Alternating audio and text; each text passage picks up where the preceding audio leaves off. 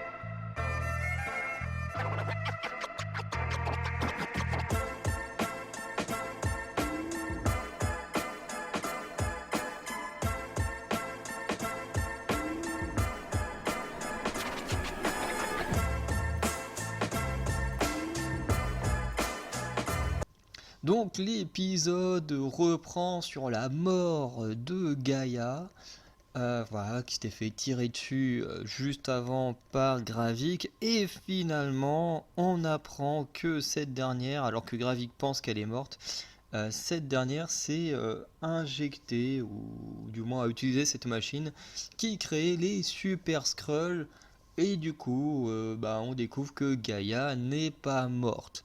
Alors ça, je trouve ça hyper décevant parce que je pense que la mort de Gaïa euh, pouvait permettre euh, du coup à ce dernier, à Talos, justement d'avoir une belle évolution, un beau travail de personnage, et au final, rien du tout, quoi, puisque Gaïa n'est pas morte, donc il n'y a pas besoin de travailler le personnage de Talos, et c'est méga décevant, parce qu'en fait, Talos n'aura jamais évolué depuis qu'on l'a découvert, quoi. Ça aura toujours été le même type. Et au final, le personnage de Talos, en vrai, il est assez nul comme perso. Parce qu'un bon personnage, c'est un perso qui évolue, qui a des hauts, qui a des bas, qui traverse des épreuves qui vont le faire changer.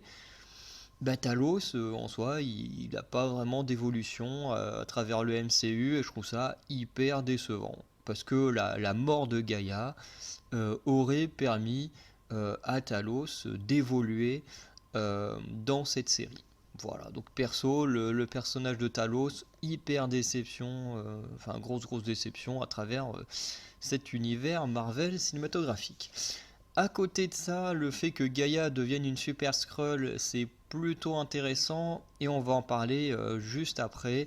Mais voilà, déjà début d'épisode qui me mettait pas trop dedans, où je disais ah, ça fait chier, si on commence à tuer des gens et que finalement ils sont pas morts, ça va vite me saouler. Donc voilà, surtout que le personnage de Gaïa est pas ouf, franchement faut le dire, en termes d'écriture c'est pas ouf. Donc de toute façon la série en soi a pas mal de défauts sur certains détails. Mais voilà, en tout cas je trouvais que Gaïa c'était pas vraiment le meilleur personnage de la série.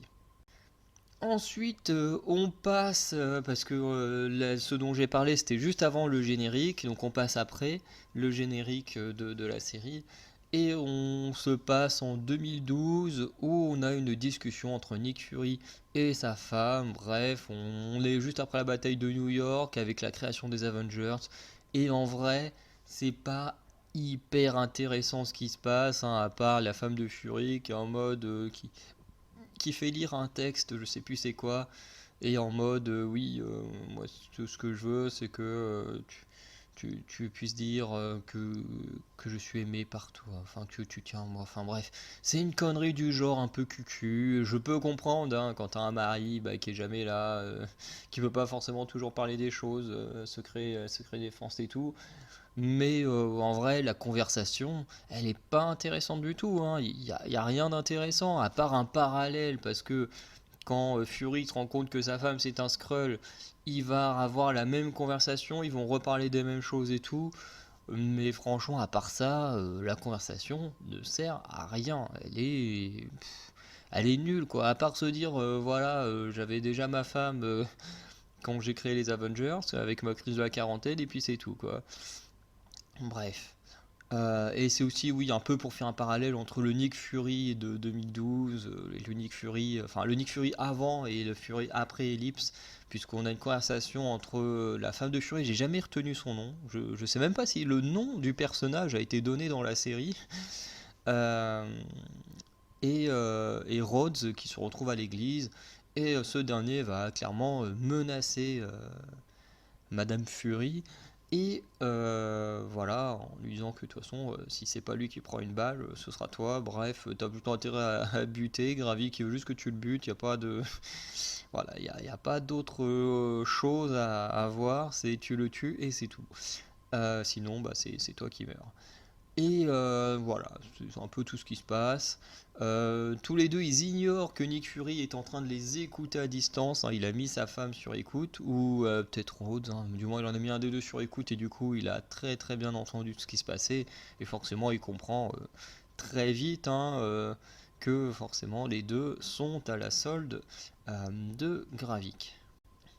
Ensuite, on a Talos qui a une conversation avec sa fille, puisqu'il veut négocier avec les humains. En fait, pour lui, son objectif, c'est de stopper Gravik et ses hommes.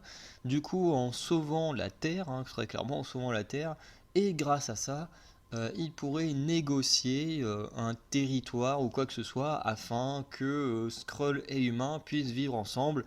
Voilà, un peu comme les Vikings à l'époque, où ils faisaient des raids un peu à droite à gauche, et puis bah, qu'au bout d'un moment, ils faisaient des pactes pour avoir des terres et arrêter des pillages. C'est un peu comme ça que la Normandie s'est un peu créée, quoi. Les territoires étaient pillés jusqu'à Paris, et puis au bout d'un moment, il y a eu des pactes, des terres qui ont été données aux Vikings, et, euh, et du coup, bah, grâce à ça, parmi les clauses, il y avait le fait qu'ils ne devaient plus piller euh, bah, le royaume de France, même si techniquement la France n'existait pas à l'époque.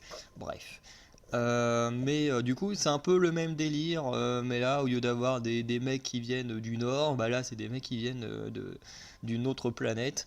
Mais c'est un peu le même principe, c'est voilà, on vient, on essaye de négocier pour avoir des terres, pour vivre en harmonie. Gaïa, ouais, Gaïa, elle est dans un entre-deux, parce que d'un côté, elle est contre les actions de Gravik, qui sont bah, du coup hyper violentes. Et de l'autre côté, elle est contre son père, dans le sens où son père, il veut vivre en harmonie avec les humains. Et elle, c'est pas qu'elle ne veut pas vivre en harmonie avec les humains, c'est qu'elle ne veut pas rester cachée. Elle, ce qu'elle veut, c'est pouvoir vivre sous son vrai visage avec les humains. Alors que Talos, lui, est prêt à abandonner sa vraie forme pour vivre avec les humains, chose que Gaïa n'est pas prête à faire. Mais, et c'est là où je voulais revenir par rapport à l'intro, c'est que cette conversation, elle va être importante pour l'évolution de Gaïa. Alors moi j'aurais aimé que ce soit Talos qui ait une évolution, mais finalement non. Mais ça va servir à l'évolution de Gaïa, puisque bah, Gaïa d'abord obéissait à Gravik, ensuite elle décide de trahir Gravik en aidant son père, mais sans être réellement dans le camp de son père. Ensuite, on a cette conversation actuelle où elle dit voilà, moi je suis pas d'accord avec toi, je veux vivre à visage découvert, je ne veux plus me cacher, mais sans pour autant faire ce que Gravik y fait. Et du coup, ben, on se rend bien compte que la mort de Talos va faire réfléchir Gaïa, qui à mon avis va rejoindre le camp de Fury et va accepter du coup de ce que son père voulait réellement, puisque sa mère est morte, son père est mort, et je pense qu'elle va prendre conscience que finalement les idées de son père n'étaient pas si cons que ça. Et si ça se trouve, Gaïa va même peut-être obtenir ce qu'elle veut en aidant Fury à stopper Gravik. Puisque de toute façon, Gaïa étant devenue une Super Skrull, Gravik étant Super Skrull, il n'y a que Gaïa qui peut tuer Gravik. Ce serait pas logique que Nick Fury puisse le faire, surtout avec ce qu'on a vu dans cet épisode. Donc pour moi, c'est sûr que Gaïa va changer de camp et va tuer Gravik à la fin de la série. C'est pas un spoil, hein, je n'ai pas vu, voilà, hein, je ne suis pas un pirate, je peux pas voir les épisodes à l'avance. Mais c'est quasiment sûr, vu comment la série est écrite, c'est quasiment sûr que Gaïa va rejoindre Nick Fury et va buter Gravik. Parce que techniquement, personne d'autre, par elle, ne peut tuer Gravik. Bref, on verra dans l'épisode 5 ou 6, parce que je sais pas combien d'épisodes il y a dans cette série, je sais qu'elle est assez courte, mais on verra bien dans le dernier épisode, mais je suis quasiment sûr que ce sera ça. Ensuite, on a Nick Fury qui va faire face à sa femme en comprenant qu'il s'agit d'un Skrull, puisqu'elle obéit à Gravik, donc il n'y a que des Skrulls qui peuvent obéir à Gravik.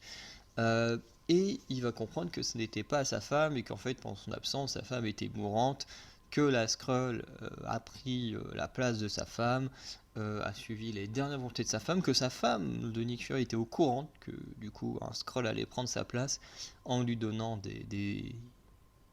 pas des ordres, mais des dernières volontés que du coup le Skrull va respecter. Du coup, la scène n'est pas dingue non plus. Les deux vont mettre en mode cowboy, on se tire dessus. T'auras un grand calme en mode waouh, qui c'est qui est mort. Et finalement, en fait, les deux ont fait exprès de tirer à côté et puis décident voilà, de partir chacun de leur côté. Donc, bref, la scène est pas dingue du tout, pas hyper intéressante non plus. Enfin, c'est assez dommage. Ensuite, on a Nick Fury qui va s'incruster chez Rhodes pour négocier la reprise de son boulot. Rhodes, lui, va refuser. Il va montrer à Fury la vidéo de la mort de Maria Hill. Voilà, sauf que voilà, Fury va reparler du fait qu'il y a des Skrulls et tout, pour voir en fait ce qu'il veut, c'est voir les réactions de Rhodes, le mettre un peu en confiance, parce que Nick Fury sait très bien désormais que c'est un Skrull, et que c'est pas son ami qu'il a devant lui, mais tout en fait est un piège, puisqu'en fait Nick Fury a fait boire de l'alcool à Rhodes, qui a beaucoup aimé cet alcool d'ailleurs, mais qui en fait s'agit d'un traçage liquide. En gros, je sais pas si c'est un truc avec des nanobots ou quoi que ce soit, mais en tout cas il a trouvé un moyen de créer des moyens de tracer les gens grâce à des choses liquides. Donc ce qui est le cas là, et il va pouvoir traquer le Colonel Rhodes jusqu'à la scène finale. Et cette scène finale que voici, donc on a Gravik et ses hommes qui attaquent le convoi du président américain. Voilà, donc scène vraiment très cool, scène un peu de fusillade et tout. Voilà, c'était plutôt sympa. On a le Colonel Rhodes qui ne va pas réagir du tout euh, durant l'attaque.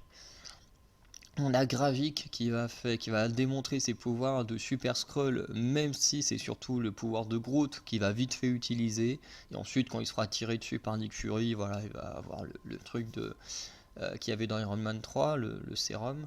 Mais voilà, il n'a pas non plus utilisé ses pouvoirs comme un dingue, alors techniquement il aurait pu tuer tout le monde en 2 secondes quoi. Bref, mais il a pas l'air si motivé que ça Gravik, parce qu'avec ses pouvoirs, ouais, il aurait pu buter tout le monde très facilement, mais bon, c'est comme ça. Pendant du coup cette attaque de convoi, Nick Fury va réussir à sauver le président, mais Talos va recevoir une balle par le bras droit de Gravik avant de se faire poignarder à mort par Gravik lui-même qui avait pris l'apparence d'un soldat américain. Voilà, qui d'ailleurs juste avant avait refusé de tirer sur Talos sous les ordres de Fury. Bref, en tout cas, voilà, la fin est sympa.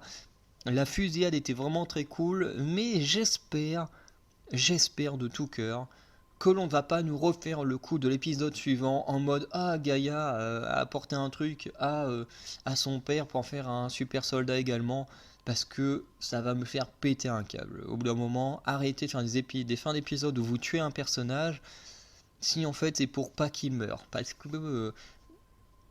que en fait c'est plus rageant qu'autre chose, quoi. Vous tuez un personnage, vous le tuez, point barre, c'est tout. Ok. Donc là, j'espère que Talos est mort. Ça en fera un personnage pas très intéressant dans l'histoire du MCU, mais au moins j'espère que voilà, on va pas nous faire le coup de oh finalement il a reçu du sérum par sa fille, il a. Bref, je suis désolé, j'ai coupé mon enregistrement avant même d'avoir fini ma phrase. Donc on va conclure, hein, c'est pas très grave.